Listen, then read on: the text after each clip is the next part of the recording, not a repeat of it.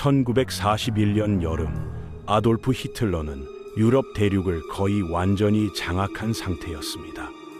스페인 국경부터 소비에트 연방 경계선까지 거대한 영토가 그의 통제하에 있었죠.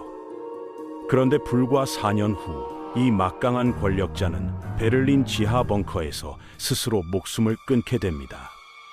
도대체 무엇이 이런 극적인 몰락을 가져왔을까요? 역사상 가장 강력했던 독재자가 왜 스스로 파멸의 길을 걸었는지, 오늘은 히틀러가 제2차 세계대전에서 범한 치명적인 실수들을 자세히 살펴보겠습니다.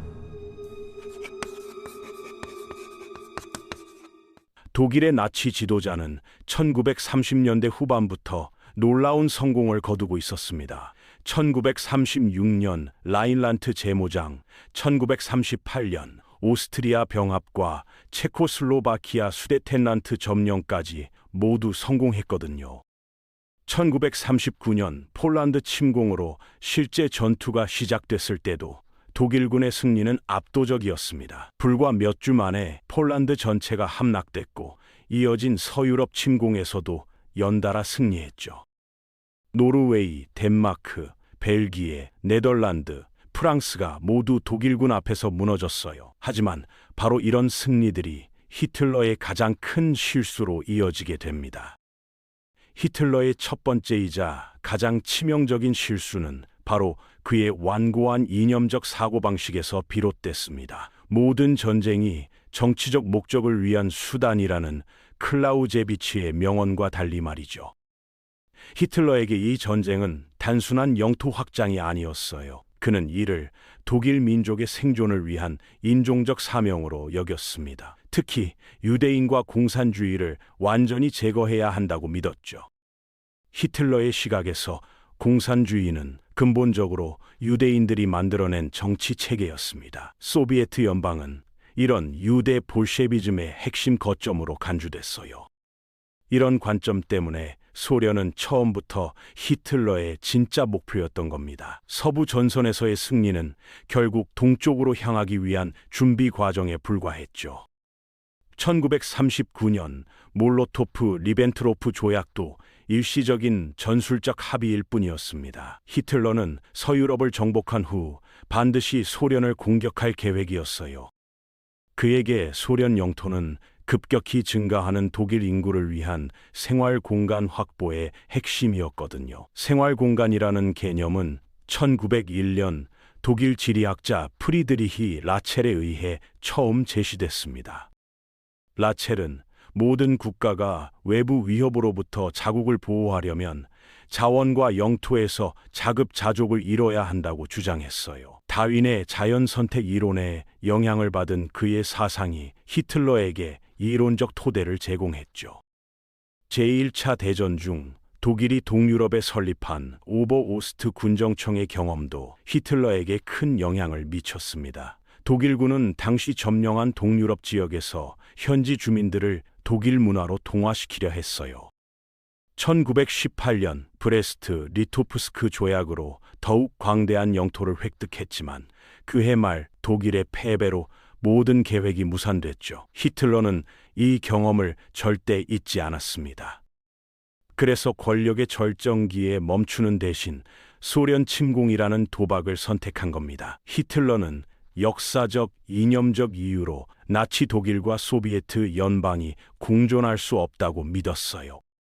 1941년 6월 22일 시작된 바르바로사 작전의 타이밍부터 문제였어요. 원래 5월에 시작할 예정이었는데 이탈리아의 베니토 무솔리니 때문에 계획이 차질을 빚었습니다. 무솔리니가 발칸반도에서 굴욕적인 패배를 당하자 독일군이 개입해야 했거든요. 유고슬라비아와 그리스 침공은 성공했지만 소련 침공이 6월 말로 한 달이나 늦춰진 겁니다. 이 한 달의 지연이 나중에 결정적인 변수가 됐어요. 바르바로사 작전 초기에는 독일군의 전격전이 또다시 위력을 발휘했습니다. 수십만 명의 소련군이 거대한 포위망에 갇혀 포로가 됐고 독일군은 빠른 속도로 소련 영토 깊숙이 진격했어요. 서유럽에서 보여준 것과 같은 전술이 동부 전선에서도 통하는 것처럼 보였습니다. 그런데 바로 이때 히틀러가 아마도 가장 큰 작전상 실수를 저질렀어요. 모스크바를 향해 빠르게 전진하던 중앙 집단군을 갑자기 분할한 겁니다.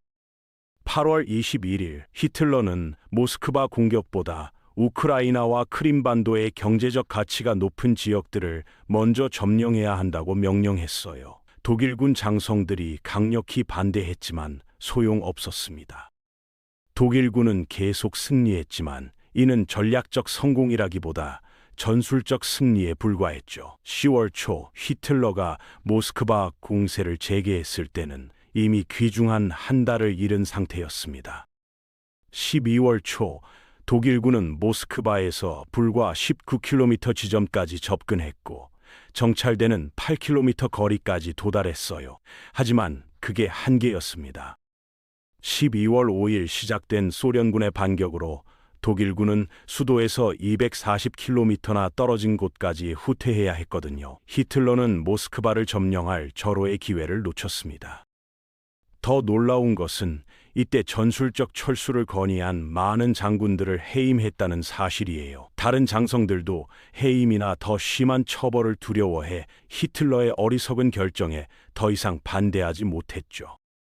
결과적으로 히틀러는 독일군 지휘부의 중심에 자리 잡고 점점 더 많은 군사적 결정을 직접 내리게 됐습니다. 이것이 다음 실수들로 이어지는 악순환의 시작이었어요. 1941년 말 독일군이 처음으로 큰 좌절을 겪었지만 1942년 초까지는 여전히 강력한 전력을 보유하고 있었어요. 그런데 12월에 미국이 전쟁에 참전하면서 상황이 바뀌었습니다. 히틀러에게는 소련과의 전쟁에서 승리하는 것이 훨씬 더 중요해졌어요. 그렇지 않으면 제1차 대전처럼 양면 전쟁이라는 악몽에 직면하게 되니까요. 하지만 히틀러는 모스크바를 향한 전면 공세를 재개하는 대신 다시 한번 남부 전선이 더 중요하다고 판단했습니다. 이번에는 코카서스 유전지대 점령이 주요 목표였어요. 또다시 캠페인 시즌 후반에 공세를 시작했고 보급선도 과도하게 길어질 수밖에 없었습니다. 더군다나 코카서스 진격을 확보하려면 스탈린그라드도 점령해야 했거든요. 도시 이름에서 알 수 있듯이 히틀러와 스탈린 모두 이 도시에 특별한 정치적 의미를 부여했습니다. 새로운 작전의 어려움을 단순하게 해석하고 싶었던 히틀러는 소련군이 이미 지쳐 있다고 착각했어요. 독일 제육군은 12월까지 스탈린그라드 대부분을 점령하는 데 성공했습니다. 그런데 소련군이 우라누스 작전이라는 대반격을 시작해 도시를 포위하려고 했어요. 프리드리히 파울루스 장군이 군대를 구하기 위해 철수 허가를 요청했을 때 히틀러는 독일군이 모든 땅을 끝까지 지켜야 한다며 거부했습니다. 그 결과 30만 명의 독일군이 완전히 포위됐죠. 에리히 폰 만슈타인 장군이 구원 작전을 시도했지만 실패했어요. 5만 명의 소규모 전투 병력으로는 역부족이었고 헤르만 괴링이 약속한 공중 보급도 불가능하다는 게 곧 드러났습니다. 한편 히틀러의 허락이 없었기 때문에 파울루스는 포위망을 뚫고 만슈타인과 합류하는 것을 거부했어요. 결국 1943년 2월 그의 모든 병력이 소련에 항복하게 됐습니다. 스탈린그라드 전투는 제2차 세계대전의 진정한 전환점이 됐어요. 독일군은 대체 불가능한 최정예 부대와 장교들을 잃었습니다. 동부 전선에서 전략적 공세를 펼칠 능력을 완전히 상실했죠. 이는 그해 말 쿠르스크 전투에서 독일의 공세 작전인 시타델 작전이 실패로 끝난 것을 통해 확인됐습니다. 히틀러는 자신의 정치적 이념 때문에 소련을 침공해 그동안 쌓아온 엄청난 권력을 위험에 빠뜨렸습니다. 소련을 이길 수 있는 기회가 있었을 때 그것을 놓쳤어요. 1943년 중반 미군과 영국군이 나치 독일을 북아프리카에서 완전히 몰아내고 시칠리아를 시작으로 이탈리아를 거쳐 유럽 침공에 나섰습니다. 세력 균형의 변화로 히틀러는 자원을 서부로 돌려야 했어요.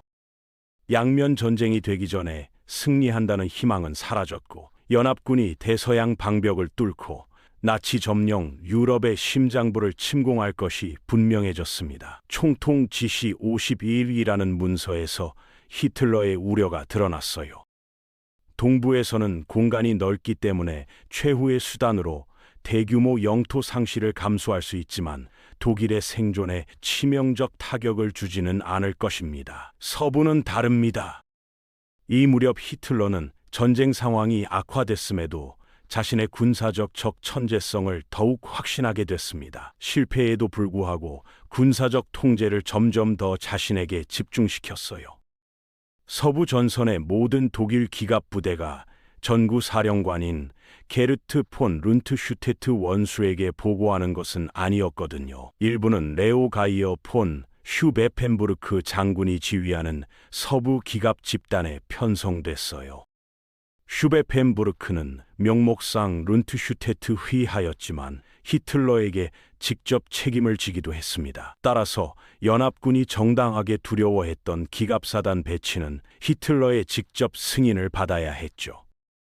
연합군은 히틀러에게 실제 침공 장소를 속이기만 하면 임무의 절반 이상을 달성할 수 있다는 걸 알고 있었습니다. 서부 전선 독일군의 혼란스러운 지휘 구조가 이를 확신시켜줬어요. 디데이 침공이 시작되기 훨씬 전부터 히틀러는 자신이 보유한 기갑사단 배치에 우유부단함을 보였습니다. 대서양 방벽 강화 임무를 맡은 에르빈 론멜 원수는 연합군이 해안에 상륙하는 순간 기갑사단을 동원해 경멸하라고 조언했어요. 하지만 폰 룬트슈테트는 반대 의견이었습니다. 론멜이 룬트슈테트를 건드리고 히틀러에게 직접 건의하자 나치 독재자는 우유부단해져서 두 장교를 모두 만족시키려 했어요. 론멜은 기갑사단 3개를 확보했습니다. 4개는 서부 기갑 집단에 남았고 3개는 루아르 강 남쪽에 위치한 룬트슈테트 휘하의 지 집단군으로 배속됐죠. 디데이가 다가올 무렵 독일의 침공 격퇴에 가장 유용한 자산 대부분이 끔찍하게 분산돼 있었습니다. 일부는 루아르강 남쪽에 있었는데 이곳은 대서양 방벽 방어와 전혀 무관한 지역이었어요. 노르망디 전역에서 히틀러가 저지른 실수는 기갑사단 분산만이 아니었습니다. 연합군의 기만 작전은 히틀러 자신의 판단을 역이용했어요. 상륙 가능한 곳은 몇 군데뿐이었고 연합군은 영국 해협을 가로지르는 가장 가까운 상륙 지점인 칼레가 그곳일 것이라고 히틀러를 확신시키려 했습니다. 칼레 침공이라는 인상을 주기 위해 가짜 부대인 제1미국군 집단을 만들었어요. 이 가상 부대는 연합군 최고의 야전 사령관 중 한 명으로 평가받던 조지 S. 패튼 장군이 지휘하게 됐습니다. 팽창식 탱크, 트럭, 포와 기타 무기들이 나치 정찰에 발견되도록 배치됐어요. 가짜 무선 통신이 치밀하게 송출됐고 가짜 문서들이 작성됐으며 가짜 부대 마크와 기타 표시들이 보이도록 했죠. 군대 이동도 마치 칼레가 공격 방향인 것처럼 조율됐습니다. 문제를 더욱 심각하게 만든 건 당시 영국 내 나치 스파이 대부분이 더블 크로스 프로그램을 통해 체포돼 이중 스파이로 전락했다는 사실이에요. 이들 이중 스파이 중 가장 중요한 인물은 후안 푸올 가르시아였습니다.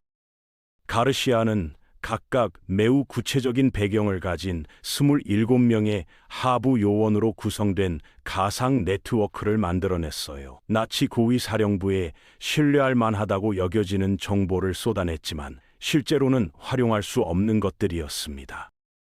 6월 6일 디데이 상륙의 성공 후에도 연합군은 노르망디 상륙이 단지 주의 분산용 작전이고 진짜 침공은 칼레를 통해 이뤄질 것이라는 생각을 히틀러에게 심어줘야 했어요. 6월 9일 가르시아는 독일 고위 사령부에 진짜 상륙은 여전히 칼레에서 이뤄질 것이라고 알렸습니다.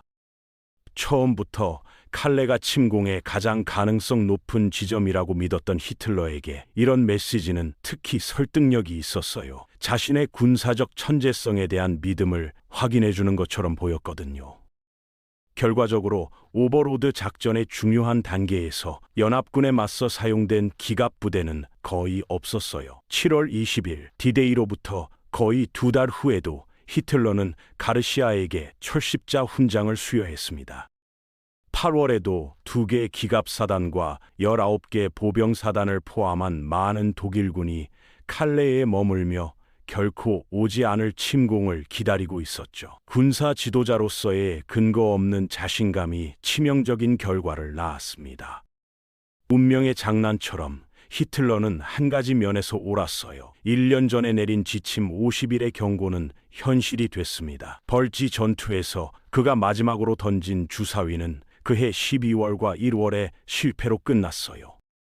디데이 이후 1년도 채 안 되어 히틀러는 베를린 벙커에 갇힌 채 머리에 총을 쏘고 자살했습니다. 소련군이 빠르게 자신의 위치로 접근해 오자 침공에 매우 자신이 있어 했던 그였지만 결국 이런 결말을 맞게 된 겁니다. 독재자들은 자기애적 성향을 가지고 있습니다. 아마도 이런 성격적 특성 때문에 처음부터 권력을 추구하게 되는 것일지도 모르죠. 하지만 권력을 잡게 되면 과대망상에 대한 성향이 자연스럽게 강화됩니다. 이미 불안정한 히틀러 같은 인물의 성격에 거대하고 천년왕국적인 이념과 독재자의 절대적 권력을 합치면 정보에 근거한 비판 없이 스스로 파괴적인 결정을 내릴 수 있는 조건이 만들어져요. 아돌프 히틀러는 이런 행태를 보인 유일한 독재자는 아니었지만 가장 악명 높은 독재자가 됐습니다. 히틀러가 시작한 전쟁과 대량 학살뿐만 아니라 이를 수행하는 과정에서 저지른 엄청난 실수들 때문이죠. 히틀러는 여러 번 다른 결정을 내렸다면 패배를 피할 수 있었지만 그때마다 잘못된 선택을 했습니다. 결국 역사상 가장 강력했던 독재자의 몰락은 외부의 힘보다는 그 자신의 치명적인 판단 착오들에서 비롯된 것이라고 할 수 있어요. 이것이 우리가 히틀러의 실패에서 얻을 수 있는 가장 중요한 교훈입니다.